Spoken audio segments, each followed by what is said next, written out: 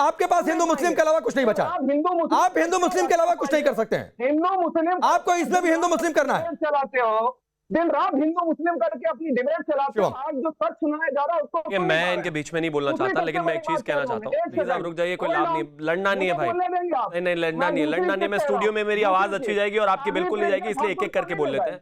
आप बोलिए, मैं बोल लेता हूँ। पहली बात, ये जो डेलीगेशन है इस बीच में मत बोलो भाई, कोई लाभ नहीं है। सैयद जवाद आप ही के पास रहूंगा, एक बार सुन लीजिए शिवम को, ये काउंटर करना चाहते थे, आपको मौका मिलेगा। अच्छा रुकिए शिवम, 20 सेकंड बोले, चलिए 20 सेकंड बोलिए, 20 सेकंड बोलिए सैयद जवाद, बोलिए। अरे प्रज्ञा ठाकुर को भी लीड जाते हैं, वो मतलब आप ही फर्क देख रहे हैं आप इनके, उनको आपने मिस कर दिया। मैं तो नाम सजेस्ट कर रहा हूँ, मिस कर दिया। और बताएंगे क्या, नेहरू जी की जो गुड निरपेक्ष विदेश नीति थी उसी को तो बताएंगे जा करके, या फिर आप बताएंगे जा करके। अब शिवम को सुनिए, हो गया सैयद जवाद, हो गया सर, हो गया। आप 26/11 पर आपकी जुबान सिल गई, तब सैन्य कार्रवाई क्यों नहीं हुई, आपकी जुबान सिल गई। तब डेलीगेशन सिर्फ भेजा गया, क्या वो ध्यान भटकाया नहीं गया, आपकी जुबान सिल गई। तो सर आपकी प्रतिबद्धता कहां पर है, ये आपने साबित कर दिया। आप रुक जाइए, आपने नंबर स्कोर कर दिया सैयद जवाद, आपने अपना पॉलिटिकल नंबर स्कोर कर लिया जहां आपको करना है। रुक जाइए, हो गया। ये मैं एक चीज कहना चाहता, प्लीज आप इनको रोकिए, मेरा निवेदन है आपसे, मैं इनके बीच में नहीं। सैयद जवाद सुनिए, नॉन स्टॉप बोल, सैयद जवाद सुनिए भाई, फिर की आवाज नहीं जाएगी, आप सुनेंगे तो प्लीज। सैयद जवाद प्लीज भाई सुनिए, एक चीज, आप समझदार हैं। सैयद जवाद प्लीज, मैं आखिरी बार रिक्वेस्ट कर रहा हूं, प्लीज बोलिए। देखिए, मुझे ऐसा लगता है कि जैसे ही टाइम्स के कोऑर्डिनेशन से इनको फोन जाता है, ये लोग डिबेट से मुश्किल से 5 मिनट पहले सोकर उठते हैं, एक शेर फेंकते हैं और उसके बाद अपना जो रेटोरिक है वो चालू कर देते हैं। भैया ये कोई बीजेपी का डेलीगेशन नहीं जा रहा है कि बीजेपी ने किसको बनाया है, किसको नहीं बनाया है, कितने एमपी मुस्लिम हैं, कितने एमपी हिंदू हैं, नहीं। ये भारत का डेलीगेशन जा रहा है, भारत को रिप्रेजेंट करने। एमपी जो बीजेपी के हैं वो जाकर ये बताएंगे कि मैं बीजेपी का एमपी हूं, या कांग्रेस का एमपी ये जाकर बताएगा कि मैं कांग्रेस का एमपी हूं। और सुनिए, जितनी जिम्मेदारी भारतीय जनता पार्टी के एमपीज की है, उतनी असदुद्दीन ओवैसी की है, उतनी ही आपकी है। इसी देश में रहते हो ना भाई, इसी धरती पर रहते हो, इसी देश का खाते हो, तो जाहिर है जब विदेश में जाओगे तो इसी देश की बात करोगे। ये क्या हो गया इनको, मैं नहीं बोलना चाहता। नहीं ठीक है, इनकी आवाज नॉन स्टॉप। मैं सैयद जवाद मैं बार सर सुनिए सैयद जवाद, मैं कह रहा हूं अगर किसी के बीच में किसी को काउंटर करना है तो एक लाइन बोलकर शांत हो जाइए। अधिक वही बोलेगा जिसकी बारी रहेगी, जिसका नाम मैं लूंगा। तो रुक जाइए प्लीज, शिवम अपनी बात पूरी करिए, फिर किशोर जी आ रहा हूं, उसके बाद जगदीश जी आपके पास। प्लीज रुक जाइए सैयद भाई, फिर मुझे कहना पड़ेगा कि आवाज किसी की डाउन की जाए, नहीं अच्छा लगता है। प्लीज इतना ना रिक्वेस्ट करना पड़े। दूसरा, मैं फिर ये कहना चाहता हूं कि जहां तक पीआर एक्टिविटी को बार बार जयराम रमेश ने कोट किया है, ये इस देश के लिए एक एक्टिविटी है जो बेहद जरूरी है। अंतरराष्ट्रीय स्तर पर ये देश में ऑपरेशन सिंदूर का क्या स्टैंड है, दुनिया को पता चलना चाहिए। और इस देश में जितने जाति धर्म संप्रदाय हैं, हर तरफ से रिप्रेजेंटेशन जाना चाहिए। इस देश की तारीफ को यही तो कहते हैं ना, यूनिटी इन डाइवर्सिटी है, हमारा देश महान है, हमारे देश में लोकतंत्र है, ये शानदार, हम सभी फिरके यहां रहते हैं तो अब जाकर बताएंगे ना दुनिया में, आपको क्या दिक्कत है भाई। और अंत में एक और चीज कहना चाहता हूं, जहां तक ये बार बार कहा गया है कि इस वॉर इतनी आगे तक चली गई थी, बिल्कुल ठीक कहा अभिजीत जी ने कि वॉर पहले भी 1971 में वहां तक चली गई थी। और एक बात और कही गई किशोर जी द्वारा कि हमारे कोई साथ नहीं है, और ये जगदीश जी ने भी कही। इस देश में 1971 की वॉर में एक दर्जन रेजोल्यूशन आए थे यूनाइटेड नेशंस में हिंदुस्तान के खिलाफ। 1965 की वॉर में इस देश पर 12 ऑब्जर्वेशंस थे यूनाइटेड नेशंस में, रशिया को वीटो करना पड़ा था।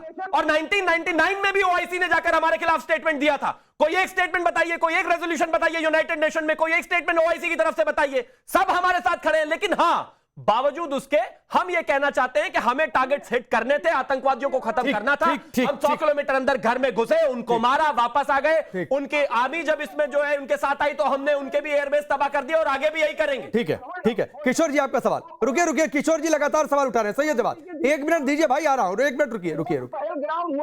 अरे रुकिए ना, अभी आप हिंदू मुस्लिम करेंगे, फिर पहलगाम हुआ, धर्म पूछकर नहीं मारा, तो रुक जाइए, अभी होल्ड करिए किशोर जी। क्या बात है भाई, मतलब जवाब नहीं है किसी चीज का। भैया इनके किशोर जी की आवाज, किशोर जी बोलिए।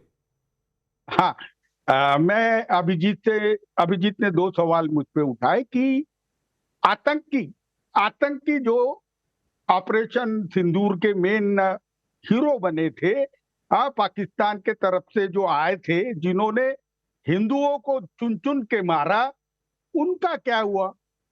जब तक उनको मारते नहीं, ऑपरेशन सिंदूर चलते रहना चाहिए चल रहा है। और उनको इल्यूमिनेट किया नहीं। दूसरी बात अभिजीत मिश्रा जी ने बहुत अच्छी की। इस देश को जिसके स्पाइन अमेरिका के पास झुके नहीं, ऐसा पंतप्रधान चाहिए जो नॉलेजेबल रहे, पढ़ा लिखा हो और जिसे डिप्लोमेटिक वैसा इंदिरा जी तरीकी क्षमता रहे। मौका दीजिएगा। तो मिश्रा जी, आप में ये सब क्वालिटीज है। अच्छा शिवम, आपको अमित शाह ने बोला है, तो मैं रिक्वेस्ट करता हूं सर आपके साथ कि फर्जी डिग्री वाले को हटाकर आप बन जाइए। फर्जी डिग्री वाले को किशोर जी, हटाकर शिवम आपसे बन कुछ जाइए। पूछ रहे हैं। शिवम कुछ पूछ रहे हैं मैंने आपसे। तो पूछा कि भाई ये ना झुकने वाला पंत प्रधान, ऐसी क्वालिटीज आप किस में मानते हैं? चलो अभिजीत में तो है, उनके अलावा किस में मानते हैं? विपक्ष में कौन है ऐसा नेता? नितिन गडकरी है ना अच्छा, आपके पार्टी में। भाई कुल मिला के है, इनकी पार्टी में भी कोई ऐसा नहीं, जो भी है हमारी पार्टी में ही। लेकिन सुनिए, इस देश, इनकी पार्टी में कोई जवाब नहीं दे सकता, सबकी रीड खत्म हो चुकी है। खैर मैं एक चीज कहना चाहता हूं, इस देश की सरकार 140 करोड़ लोगों की ताकत है और वो किसी भी देश को अपनी भाषा में जवाब देने के लिए काबिल भी। हमने पहले भी ऐसा किया है, आगे भी ऐसा करते रहेंगे। जहां तक हमारा विषय है उसमें किसी की इंटरफेयर चाहिए नहीं। और आपको इतने ही पसंद है डोनाल्ड ट्रंप तो आपको शुभकामनाएं, लेकिन मेरे देश के डीजी ऑपरेशन से लेकर फॉरेन सेक्रेटरी से लेकर प्रधानमंत्री से लेकर सबने क्लैरिफाई ठीक कर है, ठीक है, ठीक है। अब जगदीश जी मैं आपके पास आ रहा हूं। अब जगदीश जी आपके पास आ रहा हूं। मैं दो बातें कोट कर रहा हूं। जगदीश जी सुनिए, सर सवाल सुनिए। दो बातें कोट कर रहा हूं।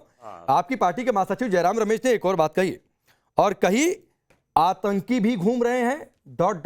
हमारे सांसद भी घूम रहे हैं। तुलना कर दिया आप लोगों ने। देखिए क्या नाम है भाई, नामे भूल गए। जो कोई बात नहीं, कल याद कर लेना, छोड़ो अभी बात हमारी बताइए। देश की 144 जनता। हाँ बोले, नहीं बता रहा हूं, मैं बता रहा हूं भाई, बता रहा हूं। सवाल इतने कर देना, एक एक हिसाब देना पड़ेगा अगर आप चुप रहो तो। राहुल गांधी का नाम पहले मैं शुभम त्यागी की बात का जवाब दूं, क्योंकि हमारा सीधा उनसे टकराव है। अरे बाप। पत्रकार तो हमारे घर के ही लोग हैं, ठीक है।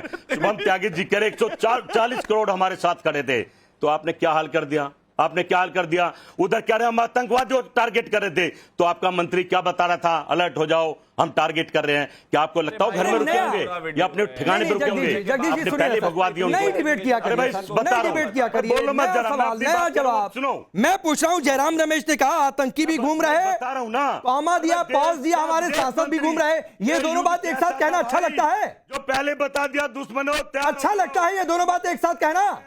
और सुनिए जगदीश जी, और सुनिए, और सुनिए सर, और सुनिए, और सुनिए जरा एक ग्राफिक्स वो डाल दीजिएगा। अरे रुकिए ना भाई, रुकिए, सुनिए। आप लोगों ने अपने कान बंद कर रखे हैं, आप लोग अपने गिरबान में झांकना पसंद नहीं करते हैं। सुनिए ना, आप सवाल उठा रहे हैं। जगदीश जी सुनिए, सुनिए प्लीज, प्लीज सवाल सुनिए। एक मिनट इनकी आवाज डाउन करिए, सवाल नहीं सुनेंगे। इनकी आवाज डाउन करिए, सवाल सुनिए। कांग्रेस कह रही है तीसरा मुल्क कैसे आया? कांग्रेस कह रही है डेलीगेशन भेजना ध्यान बटाने वाला फैसला है।